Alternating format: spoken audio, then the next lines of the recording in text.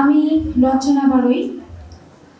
আমি 2009 সালে প্রথম শ্রেণীতে এই বিদ্যালয়ে ভর্তি হয়েছিলাম। আর 2021 সালে আমি উচ্চ মাধ্যমিক পাশ করে এখন বর্তমানে MBBS এ অধ্যয়নরত আছি। আমার অভিজ্ঞতা বলতে শুধুই 12 বছরই অভিজ্ঞতা। তো আজ সেই 12 বছরের সব কিছু এক এক করে আর কি মনে পড়ে গেল। যদি শুরু থেকেই বলি তো স্যারের অবদান আসলে বলে শেষ করা যাবে না, কারণ স্যারের অবদানের দৃষ্টান্ত বা উদাহরণ আমি নিজেই। স্যার বলতেন যেসব কথা, যেমন আমাদের রেজাল্টের সময় A+ মানুষ হতে হবে, তারপর আত্মনির্ভরশীল হতে হবে, এই জিনিসগুলো আমাকে বেশভাবে অনুপ্রাণিত করেছিল, যার কারণে আমি আজ এই পর্যন্ত এসেছি।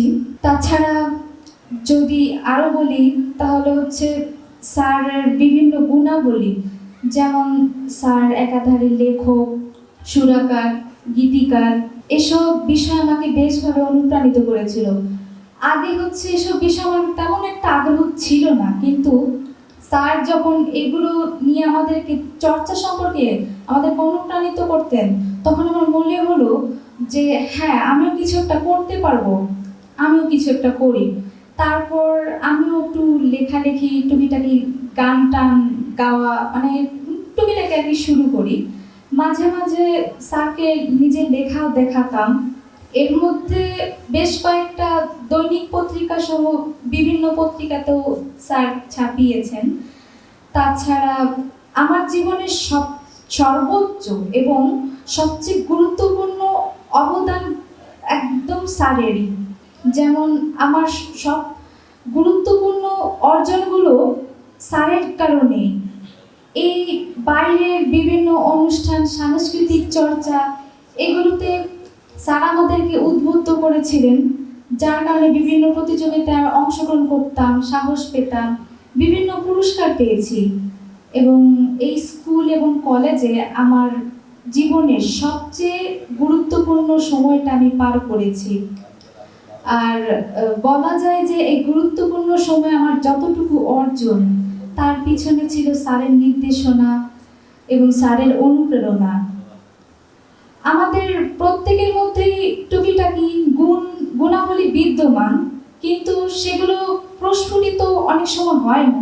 তো সেক্ষেত্রে প্রয়োজন একটা নির্দেশনা বা একটা অনুপ্রেরণা।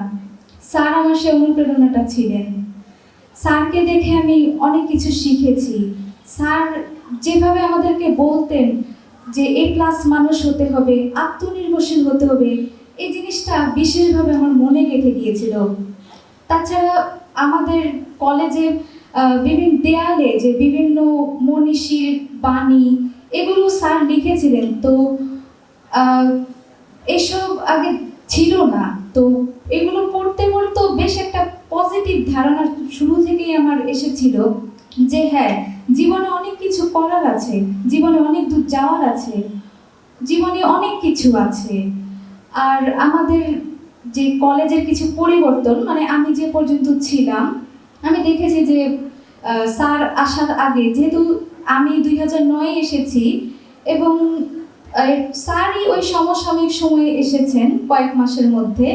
তো স্যার আসার পরে আমি যে পরিবর্তনগুলো দেখেছি, আমাদের কলেজ গেটের কালার পরিবর্তন, ড্রেসের কালার নকশা পরিবর্তন, জুতা, সোলজার ব্যাজ, এগুলো মানে যে পরিবর্তন, এবং আমরা যে আলাদা একটা মানে সব কলেজের মধ্যে থেকে একটা আলাদা আইডেন্টিটি, এরকম একটা বিষয় মানে স্যার ফুটিয়ে তুলেছেন, যেটা আগে তেমন একটা দেখতাম না। তো সব মিলিয়ে যদি বলি শুরু থেকে শেষ পর্যন্ত স্যারের অবদান আসলে শেষ করার মতো না।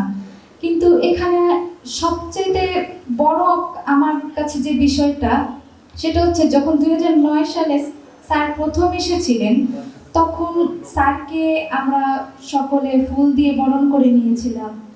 আর আজকে আবার স্যারের বিদায়ী আয়োজনে উপস্থিত থাকতে পেরে নিজেকে ধন্য মনে করছি।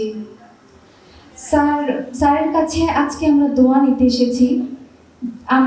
স্যার আমাদেরকে যেসব দিক নির্দেশনা দেখিয়েছেন, যেভাবে অনুপ্রাণিত করেছেন, সারা জীবন যেন আমরা এটাকে ধরে রাখতে পারি এবং আমাদের বাস্তব জীবনের প্রয়োগ করতে পারি।